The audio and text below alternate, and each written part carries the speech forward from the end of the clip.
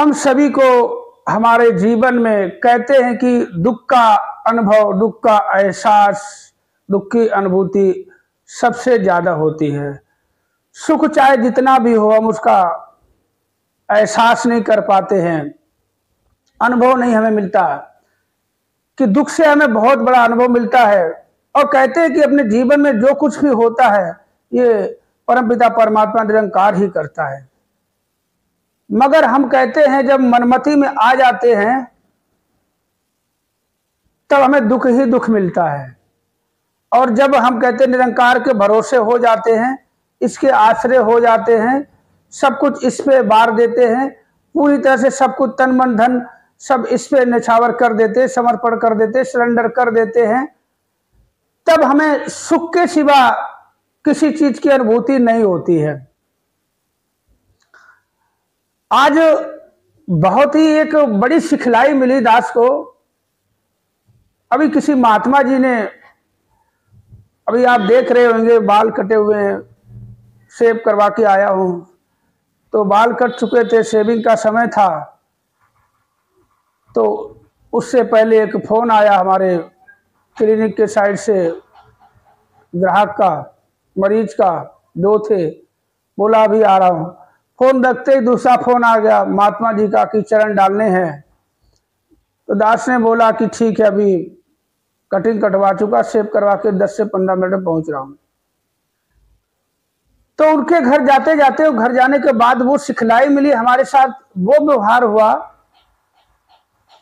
कहते जिसकी कल्पना तो खुद की बात छोड़ो आप भी नहीं कर सकते।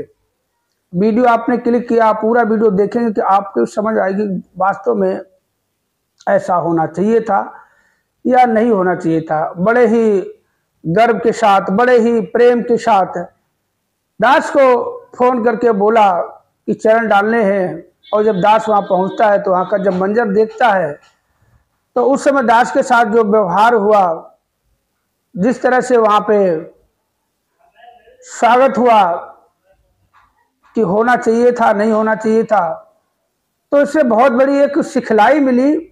तो जैसे वहां देखा मंजर, सिखलाई मिली, तो सोचा कि इस बारे में चर्चा की जाए, आप जी तक शेयर की जाए। क्योंकि देखो कि अगर हमें कुछ अच्छा कहीं से अनुभव मिलता है, वो अनुभव हम आगे शेयर करते हैं तो चार को और मिलता है। कि ज्ञान बांटने से बढ़ता है और दुख बांटने से कम होता है।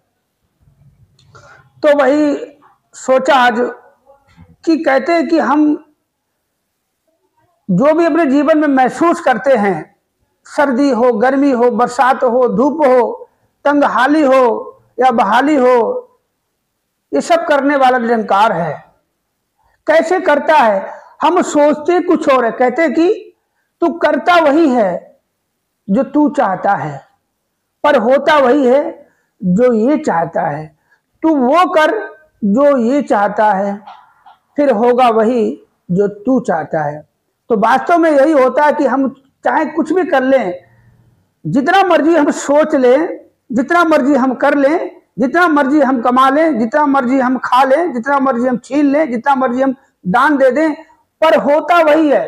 कहते अगर हमारे हिस्से में दान के 10 रुपए देने को आज है और हमने 100 दे दिए, 90 आपको वापस मिल जाएंगे, किसी न किसी रूप में 90 आपको वापस मिल जाएंगे।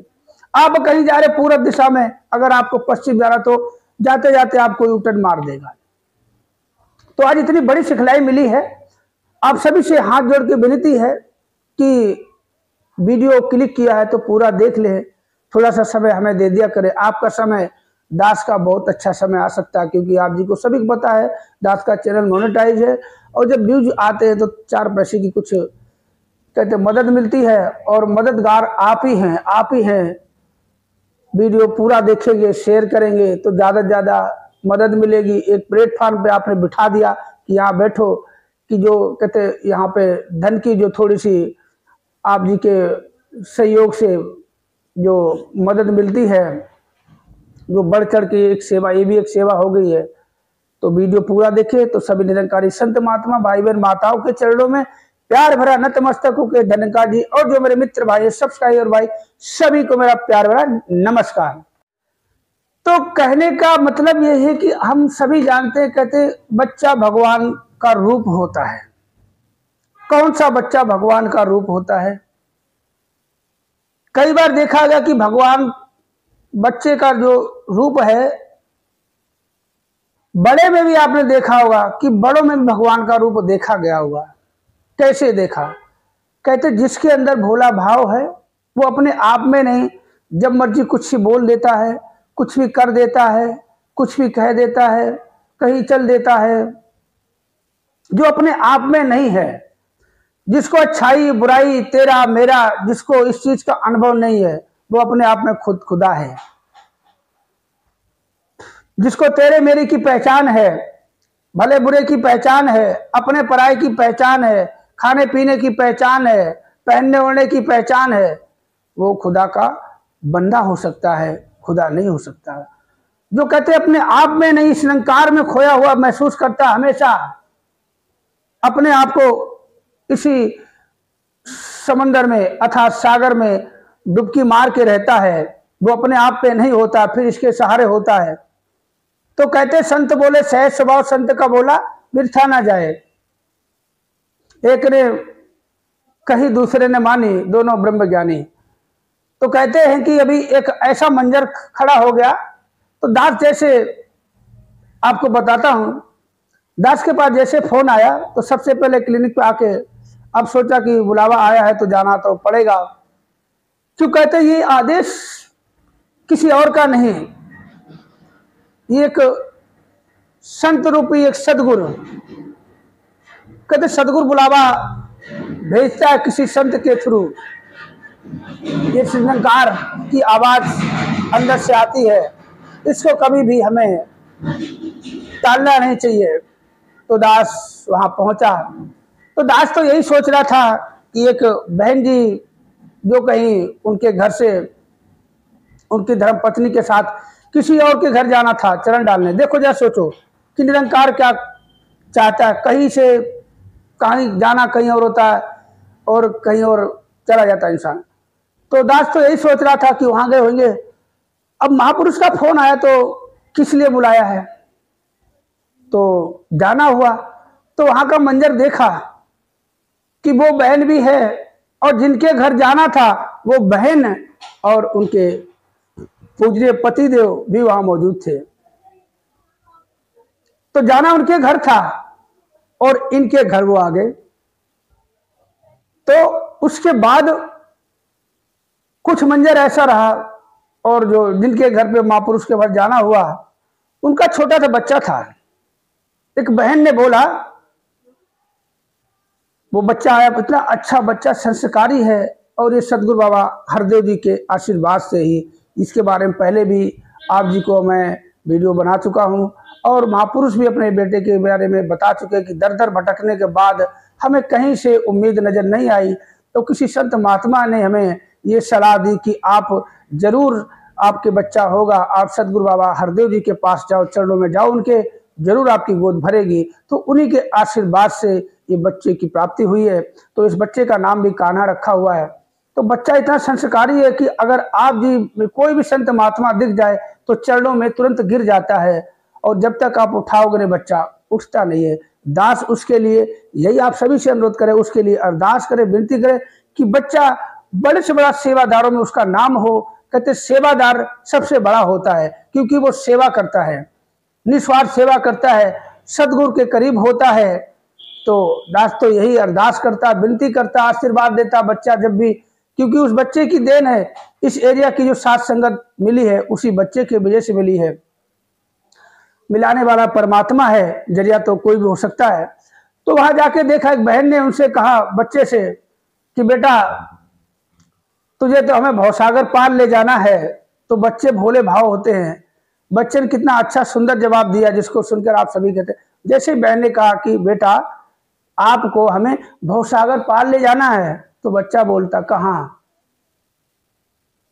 तो सुन के रूह गदगद हो गई। देखो अभी भी इसके अंदर इतना भोलापन है बच्चे के अंदर, और यही भोलापन सदगुरु को चाहिए। अगर ये भोलापन हमारे अंदर होगा तो हमें दुख का एहसास नहीं होगा। एक और बात हुई थी जो मैं वीडियो डाल चुका हूं, दो बहन, और एक ऐसा वहां पे कहते हैं किस्सा सुलझ गया इस निरंकार की देन। कहते हैं कभी भी इस निरंकार को साक्षी मान के अगर हम कुछ भी करते हैं तो वास्तव में हमें अच्छाई की अनुभूति होती है, सुख ही सुख मिलता है। कहते दुश्मन भी अपना दोस्त बन जाता है, पराये भी अपने बन जाते हैं। तो दास ने अभी 2 दिन पहले वीडियो भी डाला था, 2 बहनों में कुछ अपने पारिवारिक कलेश की वजह से एक दूसरे से धन निकार नहीं होती है। जब वो मिलते तो ऐसे हो जाता जैसे देवरानी जेठानी, और लड़ंक सास और लड़ंक बहू दोनों दाएं बाएं हो जाते हैं, एक दूसरे का चेहरा देखना पसंद नहीं करते। तो उनका मसला भी सुलझ गया। बहुत अच्छा लगा दास को सुन के, काश ऐसा हो। तो जिन महात्मा जी के घर गए तो महात्मा जी ने वचन दिया था कि दास जरूर मिलाएगा। तो महात्मा जी, वो बहन ऐसे ही कर रही थी, हाथ जोड़ के सबसे नमस्कारी और बार बार। तो महात्मा जी कहने लगे आप जी को ऐसे ही करना है, दास साहब जी को कोई सेवा देगा कल, और आप जी को बस ऐसे ही करना है, बाकी निरंकार पे छोड़ देना है। तो बोला कि दास ने बहन को वचन दिया है कि आप जी के पास लेके आना है और दोनों में भाईचारा पैदा करना है। और दोनों बहनें निरंकारी हैं, तो आपस में ये बहिष्कार कैसा, एक दूसरे का अपमान कैसा, देख के अनदेखी कैसे। तो बहन नतमस्तक हो गई। तो बहन ने कहा कि जो हुक्म आपका, कि संत बोले सहज स्वभाव, संत का बोला व्यर्था न जाए, एक ने कही और दूसरे ने मानी, दोनों ही ब्रह्म जानी। कहते हैं कि देखो संत को संत मिला दे, ये बहुत बड़ी बात होती है। कहते 2 बिछड़ों को मिलाने वाला बहुत बड़ा होता है। और 2 दिलों में अगर नफरत है और उन 2 दिलों में कोई प्यार भर दे तो सबसे बड़ा कहलाया जाता है। और माफ करके दे, माफी मांगने वाला भी बड़ा होता है और माफ करने वाला भी बड़ा होता। उस समय दोनों की, कहते हैं दोनों की कैटेगरी एक ही हो जाती है कि उसने माफ किया, इससे माफी मांगी, नहीं तो कहते ना वो माफी मांगेगा और ना वो माफ करेगा। कहते हैं कि थोड़ा सा आगे बढ़ो तो ताली बज जाती है, अगर ये थोड़ा आगे बढ़ रहा, ये पीछे बढ़ रहा तो बात नहीं बनती है। तो आज ये सिखलाई मिली है कि हम क्या चाहते हैं, कि अपने जीवन में जो भी घट रहा है घटने दे, स्वेच्छा से घटने दे। अगर कुछ भी होता, हमें पीड़ा होती है, सर दर्द होता, बदन दर्द होता है, सर्दी है, जुकाम है, कुछ भी निरंकार की देन है। क्योंकि शरीर इसका कैसे शरीर को चलाना चाहता। अभी सर्दी का माहौल चल रहा है तो ये सर्दी दे रहा है, किस लिए? शरीर को ठंडक दे रहा है। गर्मी आएगी तो गर्मी भी दे रहा, मगर हम गर्मी को बर्दाश्त नहीं कर पाते, कूलर एसी पंखे चला लेते हैं। सर्दी को हम बर्दाश्त नहीं कर पाते, रजाई गद्दे निकाल लेते हैं, स्वेटर पहन लेते हैं, जैकेट पहन लेते हैं। तो ये प्रभु परमात्मा ने जो कहते हैं ये तरह तरह के मौसम बनाए हैं, तो ये हमारी भलाई के लिए है। हमारे जीवन में जो भी घटित हो रहा है इसको स्वेच्छा से अपना ले कि प्रभु तेरी इच्छा। कहते हैं जब हमें कुछ मिलता है, बहुत कुछ मिलता है, इतना मिलता है कि जिसमें फूले ना समाये। हमारे घर में जगह नहीं होती रखने की, हमें इतना सामान मिल जाता है, हमें कि 10 की बजाय 10 लाख 10 करोड़ की कहीं से आमदनी हो जाती है, तो हम फूले नहीं समाते। दिन रात सोने की बजाय हम परेशान रहते, क्या करें। और जब कभी कुछ चला जाता है तो एक दूसरे को हम दोषारोपण करने लगते हैं, इसकी वजह से उसकी वजह से। एक ड्राइवर ने आपको, कहते हैं हिंदुस्तान से पाकिस्तान पहुंचा दिया जहाज से, और उसी ड्राइवर की वजह से कोई दुर्घटना हो जाती है, तो दुर्घटना ड्राइवर की वजह से नहीं, ड्राइवर तो अपना काम स्वेच्छा से कर रहा था, सही तरीके से कर रहा था। उस विमान में कोई अचानक कोई खराबी आ जाने के कारण इमरजेंसी लैंडिंग होने ना पाई और दुर्घटना हो गई, तो उस ड्राइवर को दोष ना दे, क्योंकि ये भी परमात्मा की देन है। क्योंकि ड्राइवर तो वही है जिसने मुझे हिंदुस्तान से पाकिस्तान पहुंचाया था, अब वही ड्राइवर पाकिस्तान से यहाँ लेके आ रहा है, तो उससे आपकी कोई दुश्मनी तो अचानक नहीं हो गई जो प्लेन को दुर्घटनाग्रस्त होना पड़ा। ये तो निरंकार की है मर्जी, कुछ जो भी होता है इसके भरोसे छोड़ दे। कहते जो प्रभु परमात्मा की रजा में जो रहते हैं हमेशा, और कहते जो भी हो, हम दाएं जा रहे हैं, अगर हम बाएं मुड़ गए तो समझ लो इसकी कोई रजा होगी, हमारी इसमें कोई भलाई होगी। तो जैसे महात्मा जी ने बुलाया, वहां का मंजर देखा तो उनका पूरा कमरा संत महात्माओं से भरा हुआ था। और उनको महात्मा नहीं कहते, जीते जाते संत हैं, महापुरुष हैं वो। अक्सर देखा गया है कि किसी ना किसी संत महात्मा को घर पे बुलाते रहते, सेवा करते रहते हैं। उनको सेवा करना और बहन को सेवा में साथ देना, पकवान बनाना, कभी चाय समोसे वगैरह वगैरह बहुत कुछ बना के खिलाना, तो बहुत बड़ी सेवा है। संत महात्माओं को बुलाते रहना, तो कहते हैं ये हमारे अंदर गुण होने चाहिए। तो जाके देखा तो दोनों के दोनों भाव विभोर हो गए, नतमस्तक हो गए कि आप जी के चरण पड़े तो हम धन्य हो गए। तो चरण तो कहते धन्य आप हो गए, धन्य तो दास भी हो गया, क्योंकि आप जी ने याद किया और संतों का साथ मिला। कि संतों का कहते हैं दुनिया में हर तरह का साथ मिलता है, संतों का साथ तो ये सौभाग्य से प्राप्त होता है। अगर हमें संतों का साथ मिला है तो कहते इसको हम खोए ना, ये कहते बहुत ही बहुमूल्य चीज है। कहते इसको एक बार विसार दिया तो जिंदगी में कभी प्राप्त नहीं होगी। कहते भूले से भी हमें, कहते ये अच्छी चीज बड़ी मुश्किल से मिलती है। बुरे इंसान तो दुनिया में भरे पड़े हुए हैं, सबके अंदर बुराइयां भरी पड़ी हुई है। गलती से कोई अच्छा इंसान मिल जाता है तो उसकी कदर कर ले, उसको संभाल ले। कहते हमारे तन से भी कीमती वो वस्तु होती है, वो इंसान होता है। कहते बड़ी मुश्किल से